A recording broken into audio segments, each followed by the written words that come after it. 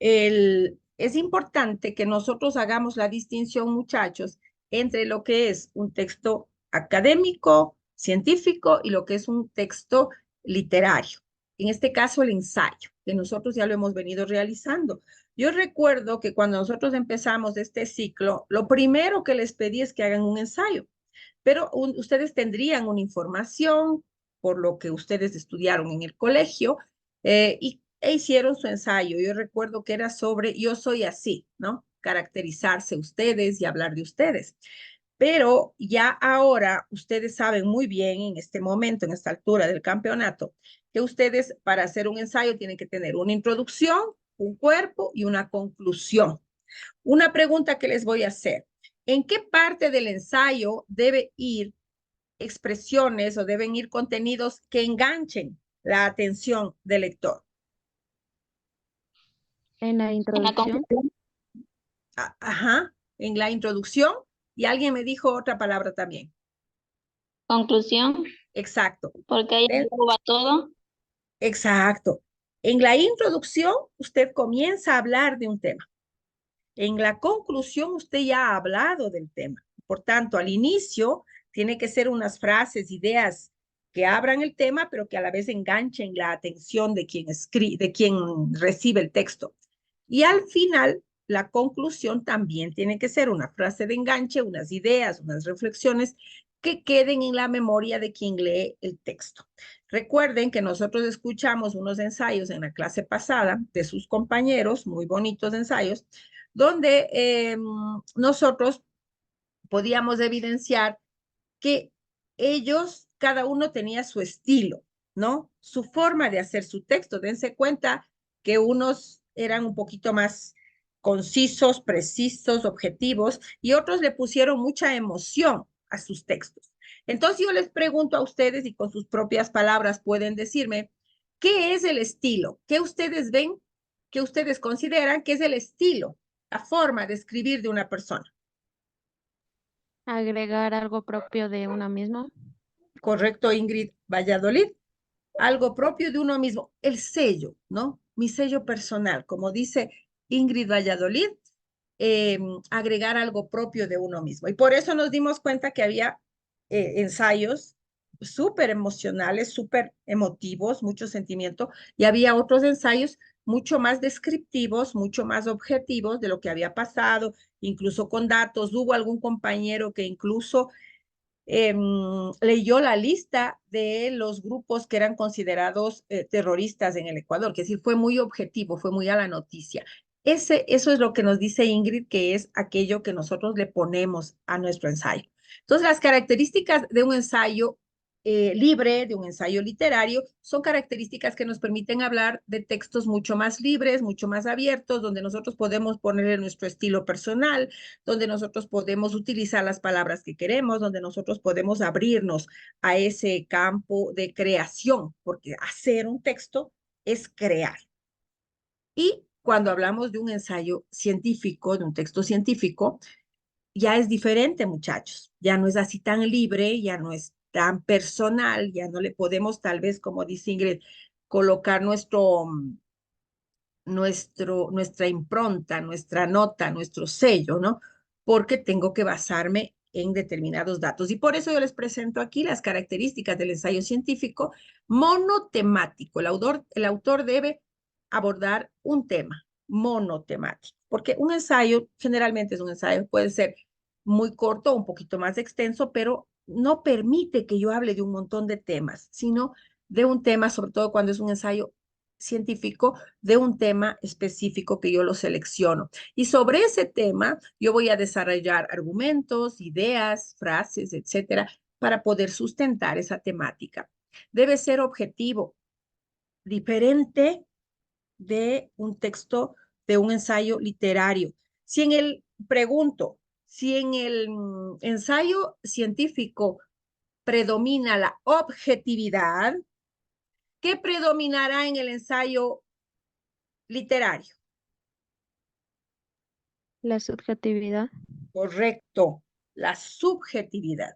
Si en el ensayo literario soy subjetivo, digo lo que yo pienso, lo que yo siento, mis emociones, mi punto de vista, en el ensayo literario, en el ensayo científico, ya tengo que ser más objetivo, más claro, más preciso, porque voy a hablar de algo que tiene que tener evidencias, que tiene que tener pruebas.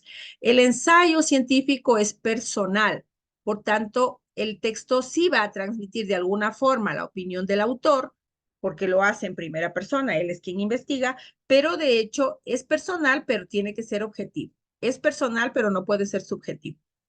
Riguroso. ¿Por qué tiene que ser riguroso un texto, un ensayo científico, muchachos? Porque va a basarse en la investigación práctica, en la investigación teórica, en datos, en estudios, en investigaciones que ya han hecho otras personas. Entonces, tiene que ser riguroso, tiene que tener ese rigor científico, ese respeto por las consideraciones científicas que ya existen, algo que ya se ha trabajado. Es didáctico porque debe ser de fácil comprensión para poder transmitir el mensaje, para poder llegar al público, para poder enseñar, entre comillas, ¿no? El texto debe evitar los tecnicismos y desarrollar con sencillez y precisión los argumentos. Por más que sea científico, no puede ser muy complejo, no puede ser con demasiadas palabras técnicas que no se entienda, porque la ciencia, muchachos, una de las características de la ciencia es que debe llegar a la mayor cantidad de personas. La ciencia no se hizo para que entienda solo yo o María Pazmiño o Doris Torres. La ciencia se hizo para que la mayor cantidad de personas pueda entenderla. Y es por eso que la ciencia es de beneficio universal, ¿no? Lo que no se publica, lo que no se divulga, no es ciencia. Porque ¿de qué vale que yo me quede con información en mi cuarto encerrada? Tiene que divulgarse. Es por eso que la divulgación científica es fundamental para consolidar, para asegurar el conocimiento. ¿Cuál es la estructura de un ensayo científico?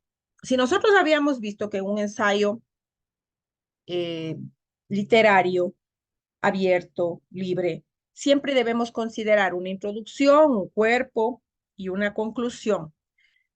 En la estructura del ensayo científico tenemos el título, que debe ser conciso, debe ser preciso, debe ser claro, y además debe ser atractivo, debe llamar la atención.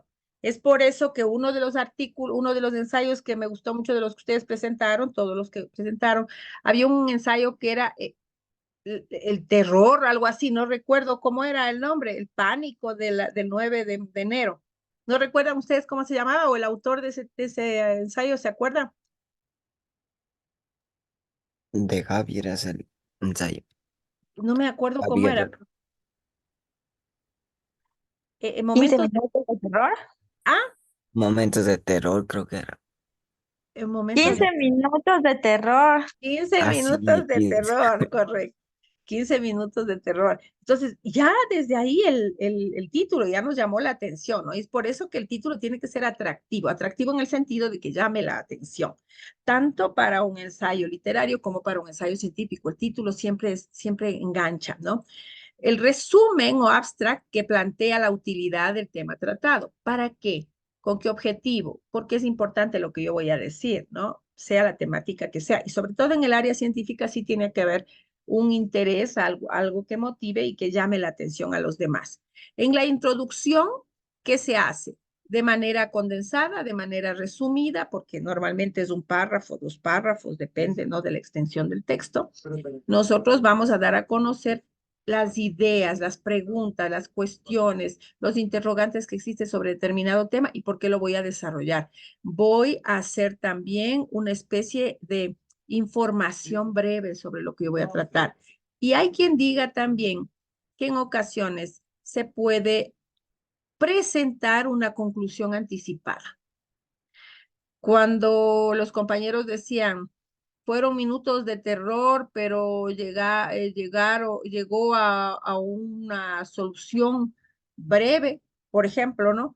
Y ya como que nos da la idea de que después de que en el texto nos va a hablar de algunas cosas, al final vamos a llegar a una solución, que sería en el caso que estábamos nosotros viendo, el ingreso de la policía, la captura de los terroristas y todas las acciones que se tomaron después por parte del gobierno, del presidente, etc. Entonces, eso ya en la introducción ya como que viene. Después viene el cuerpo, del ensayo científico, donde ahí sí se va a desarrollar en un texto de forma minuciosa todo el tema que hemos querido escoger y desarrollar. Expone el tema en profundidad, desarrolla la postura, la opinión, las consideraciones del autor, los argumentos, por tanto, y va a exponer también las evidencias, porque es un texto científico, quiere decir, incluso se podrá referir en el cuerpo del ensayo científico a algunos autores, a algunas obras, a algunos libros, a algunas publicaciones que ya existen sobre ese tema. Las conclusiones generalmente ya después de hacer todo esta valoración de criterios, argumentos, presentación de ideas, se llega siempre a una idea conclusiva donde va a resumir, va a compilar todo aquello que ya se ha hablado y con base, lógicamente, en los estudios que se han realizado sobre ese tema. En las referencias se enumeran y citan conforme las normas internacionales, por eso es tan importante la utilización de las normas APA, todas las fuentes consideradas y consultadas para la elaboración del trabajo. Aquí dense cuenta que es diferente. En un ensayo literario, como es abierto, es libre, puedo o no puedo poner referencias, pero en un ensayo científico sí puedo y sí debo colocar las referencias porque serán los libros, las publicaciones, los periódicos, las fotografías, las imágenes, etcétera, tablas, datos, estadísticas que me sirvieron para yo crear eh, ese texto, ese ensayo de carácter científico, ¿no?